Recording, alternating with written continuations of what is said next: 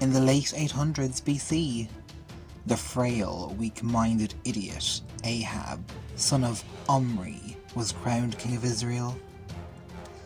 Now the nation had split into two factions by this stage: Israel, whose capital was Samaria, and Judah, whose capital was Jerusalem. Ahab is described as the most evil of all the kings of Israel up to that point, following in the sins of Jeroboam, his predecessor, and the first ruler of the northern kingdom of Israel, upon the United Israel split. Which of Jeroboam's sins is the most infamous?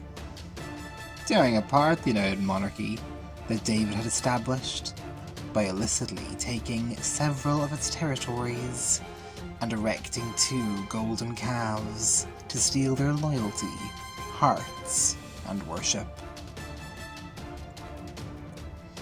Ahab married Jezebel, the false prophetess, Baalist witch, and princess from Sidon, a Phoenician territory.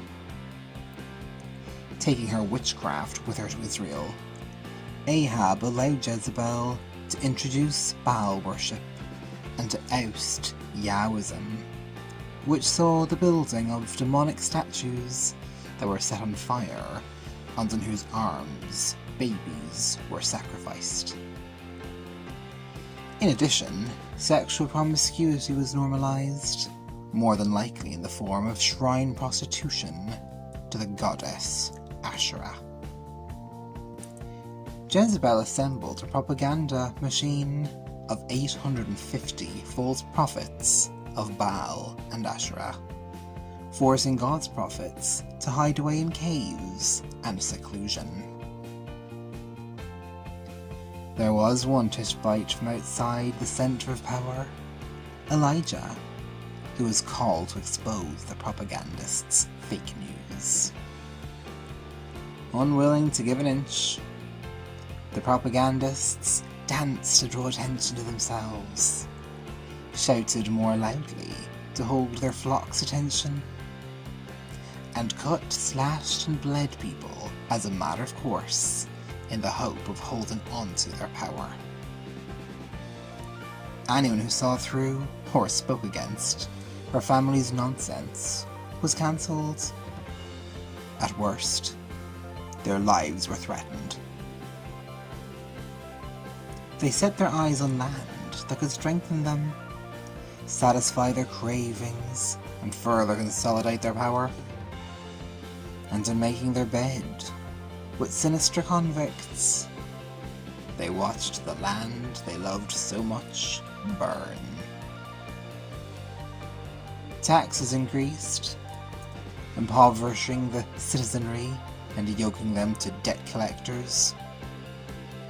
And the righteous men who could possibly do something about it were tortured psychologically in such twisted vogue that suicide seemed preferable. The prophets began saying that Jehu was God's choice, but years passed, and no one in the establishment bought it. Jezebel even mockingly referred to him as Zimri, a king who'd lit a building on fire while he was still in it, and died. Someone foolish, who was his own worst enemy. Finally, there came a day on which the king of Judah and the propagandist false prophets lulled Ahab into fighting against the king of Aram. Fueled by his own hubris, energized by his adulating supporters, and lured into a trap by a deceiving spirit sent by God, Ahab rode into battle in disguise, only to get hit by a stray missile and die of blood loss, which thirsty dogs were more than happy to drink up.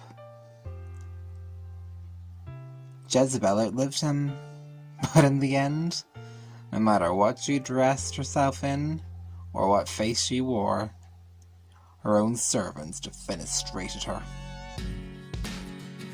Lastly, the prophets of God were proved right when they said, that Jehu was the rightful king of Israel. He exterminated the house of Ahab and the temple of Baal, enacting God's divine judgment on the wicked. God is once again calling a Jehu to usher in justice to a nation set to be led by a crime family with satanic allegiances. A Jehu who is on the right side of history. The question is, who will you stand with?